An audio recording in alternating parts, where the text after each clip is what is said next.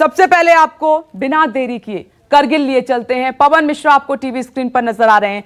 उसी जमीन पर करगिल में इस वक्त पवन मौजूद हैं और यहीं से हमारे लिए वो परिस्थितियां, चुनौतियां, पवन, बहुत परिस्थितियां हमारे लिए विपरीत थी, चुनौतियां बहुत बड़ी थी, लेकिन तब हमने पाकिस्तान को परास्त करते हुए वहां से खदेड़ दिया था। आज आप उस जमीन पर हैं, क्या माहौल है, वो जमीन क्या कह रही है, वहां के लोग क्या महसूस करते हैं आज के दिन?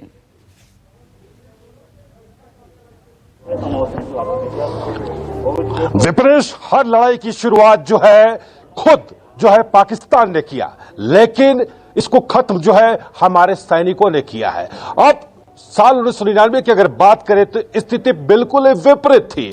कारण यह था कि लगातार गोले बरसाए जा रहे थे, मशीन गन से फायरिंग किया जा रहा था, गोलियां बरसाई जा रही थी। अब ठीक उसी पहाड़ी के नीचे आप टाइगर हिल्स के आप देखिए, मुशो जो गांव है उस गांव का इलाका कहे, सेंट्रो हिल्स की अगर हम बात करें, ठीक जो पूरा जो इलाका, जो चोटियां जो आप देख रहे हैं, इस चोटियों पर जो है पाकिस्तानी सैनिकों ने घुसपैठियों के साथ कब्जा जमा करके यहां पर रखा था। मुशर्रफ का यह प्लान उसने ऑपरेशन बदर ये करके रखा था कि जब ठंड का मौसम जब होता है तो हमारे सैनिक और पाकिस्तानी सैनिक पहाड़ी पर से नीचे चले आते हैं, और उसी प्लान का जरिया जो है मुशर्रफ ने अपनाया था और अपने सैनिकों को एक विशेष प्रकार का ट्रेनिंग दिया था कि विपरीत मौसम में, यानी जंग जब हो रहा था, गोलियां और तोप के गोले बरसाए जा रहे थे, तो ये इससे तो बचना तो मुश्किल तो था ही, क्योंकि हमारे सैनिक लगातार जो है शहीद होते जा रहे थे। सबसे अहम बात था, चारों तरफ बर्फ का जो है चट्टान थी, मौसम खराब था, पथरीला रास्ता था, और सबसे अहम बात की खड़ी जो पहाड़ है उस पर चढ़ा कैसे जाए, तो सबसे विषम परिस्थिति हमारे पास थी। और क्योंकि पाकिस्तानी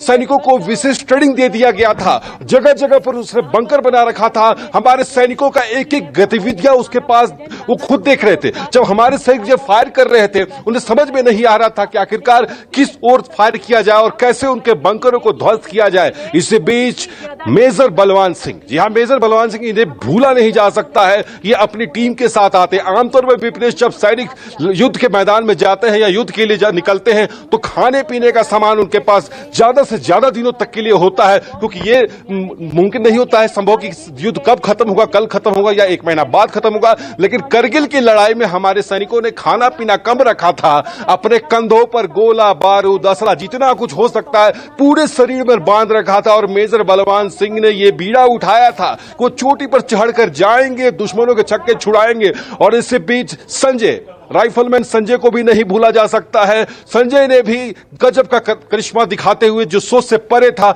ऊपर पहुंचते हैं, दुश्मनों के मशीन गन को छीनकर खुद लगातार ताबड़तोड़ पाकिस्तानी सैनिकों को, कई सैनिकों को मार गिराया था। उसके बाद अगर देखिए योगेंद्र यादव की बात करें, 15 गोलियां पूरे शरीर में उनकी लगी हुई थी, गोली खाने के बावजूद भी वो दुश्मनों के बंकर को ध्वस्त कर देते हैं। तो ऐसे ऐसे वीर गाथाएं हमारे सैनिकों की है। और हाँ, विपनेश 1971 की लड़ाई को भी हम नहीं भूल सकते, क्योंकि स्वर्णिम मसाल जो है 1971 की लड़ाई के लिए पिछले साल जो है निकाला गया था, देश के कोने कोने में पहुंचाया गया, उन स्थानों पर भी मसालों को पहुंचाया गया जहां संभव नहीं था। और आज वो स्वर्णिम मसाल जो है खुद कारगिल मेमोरियल जो है यहां पर पहुंचा है, वार मेमोरियल यहां पर पहुंचा है। और यहां जो मद्रास पवन वो उसी जमीन पर हैं, करगिल की उसी जमीन पर हैं जहां पर पाकिस्तान को खदेड़ा था हमने, दुश्मनों को खदेड़ा था। और वहीं से शौर्य की वो दास्तान हर तस्वीर के जरिए, क्योंकि वो जमीन जो है शौर्य से भरी हुई है, शहादत से भरी हुई है। करगिल कॉन्क्लेव आज न्यूज़ 24 पर आप देख रहे हैं। हर एक तस्वीर हम आपको दिखाएंगे आज, क्योंकि शहीदों की याद में उनको नमन करने के लिए बड़े कार्यक्रम भी रखे गए हैं। और वो शहादत आज तक और आने वाली पीढ़ियों में वो जोश भरती है, वो जुनून भरती है भारत माता की रक्षा करने के लिए, इस देश की रक्षा करने के लिए। पवन, एक बार फिर से मैं आपके पास आ रही हूं। पवन, आपके पास इसीलिए क्योंकि आप दिखाइए वहां का नजारा। ये जो अभी की पीढ़ी है उसने तो सिर्फ पन्नों में पढ़ा है, वहां के लोग तो महसूस करते होंगे शौर्य की ये जमीन, शौर्य की दास्तान को बयां कर रही है आपके जरिए आज। पवन,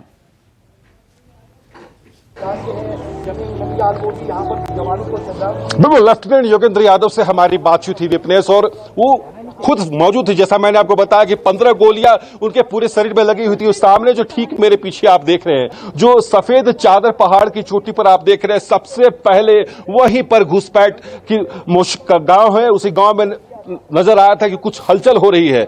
जब पेट्रोलिंग टीम वहां पर पहुंचती है तो ताबड़तोड़ फायरिंग जो है हमारे पेट्रोलिंग टीम पर कर दिया जाता है। 5 सैनिक जो हैं उसी समय शहीद हो जाते हैं और ये चौथी युद्ध का ऐलान पाकिस्तान की तरफ से कर दिया गया था। लेकिन पाकिस्तान ये भूल गया था कि वो फिर से मुंह की खाएगा। हालांकि परेशानी हुई, सैनिक हमारे जरूर शहीद हुए थे। और ये जो सारा नजारा जो आप देख रहे हैं, जो चोटियां, जो 4 चोटियां जो आप देख रहे हैं, बटालिक की बात करें, सैंडो हिल्स की बात करें, टाइगर हिल्स की बात करें, अलग अलग चोटियों पर उसने कब्जा जमा करके रखा हुआ था, क्योंकि उसे पता था कि इस मौसम में जो है भारतीय सैनिक नीचे चले आते हैं। जब मालूम हुआ तो चप्पे चप्पे पर हमारे सैनिक आ तो गए थे, लेकिन उन्हें टास्क समझ में नहीं आ रहा था कि कैसे खड़ी चढ़ाई चढ़ा जाए, कैसे ऊपर पहुंच करके दुश्मनों को अपनी जमीन हमारी, पहाड़ हमारी, चोटियां हमारी और कब्जा कर सीधा आना चाहता था। नेशनल हाईवे उसका टारगेट यह था कि नेशनल हाईवे पर कब्जा जमाना है। सियाचिन और लद्दाख के पूरे इलाके को जो है कब्जा जमा लेना है, क्योंकि श्रीनगर से अगर बात करें, श्रीनगर से लद्दाख और लेह का जो नेशनल हाईवे सीधा जोड़ता है, अगर इस बीच अगर सीधे पहाड़ी पर से नीचे चला आता तो हिंदुस्तान के लिए सबसे बड़ा मुश्किल हो सकता था। अगर पाकिस्तानी सैनिक नीचे चले आते तो उन्हें रोकना नामुमकिन था। लेकिन हमारे वीर सैनिकों ने जो प्लान बनाया, जो टास्क जो दिया गया था, अलग अलग तरीके से तीर के आकार का, अगर आप देखिए, अगर चोटियों पर कब्जा किया हुआ था तो मेजर जो बलवान सिंह ने तीर के आकार का सीधा उन्होंने आगे बढ़ा और अपने सैनिकों के साथ वो आगे बढ़ते चले जा रहे थे और उन्हें कवर फायरिंग भी वहां पर दिया जा रहा था। उन्हें इस बात का जरूर संदेह था कि हां, फायरिंग हो सकता है, मौत हो सकती है, लेकिन ये जो दुश्मन हमारी चोटी पर थे उन्हें भगाना सबसे मेन मकसद था। और आज हम उसी जगह पर मौजूद हैं, उसकी याद में 22 साल पहले और 22 साल बाद की क्या स्थिति है। पूरी तरह से यहां का माहौल बदल चुका है, क्योंकि 22 साल पहले हमारे सैनिकों के पास वो तजुर्बा नहीं था कि पहाड़ों की लड़ाई कैसे लड़ी जाती है। और यहां पर आर्मी बैटल स्कूल खोला गया है। जो जवान भर्ती होते हैं, नए नए सेना में आते हैं, उन्हें आर्मी बैटल स्कूल में भी ट्रेनिंग दिया जाता है कि पहाड़ों पर रोपवे के सहारे कैसे चढ़ा जाए, कैसे पहाड़ों की ट्रेनिंग दी जाती है, कैसे पहाड़ों की पेट्रोलिंग किया जाता है, पहाड़ों की सुरक्षा कैसे की जाती है। तो 22 साल में हमारे जो सेना है पूरी तरह से बदल चुकी है। ये कतई ना समझे, अगर हमारी आवाज जा रही है, अगर पाकिस्तानी सैनिक हमें देख रहा है, ये कतई ना भूले कि हम तुम्हारे बाप हैं और बाप ही रहेंगे। विपनेश।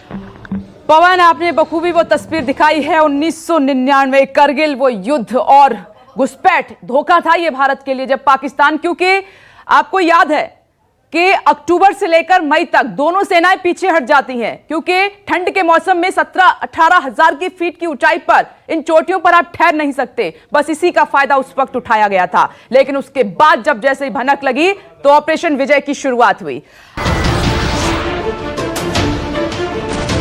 नमस्कार, मैं हूं मानक गुप्ता।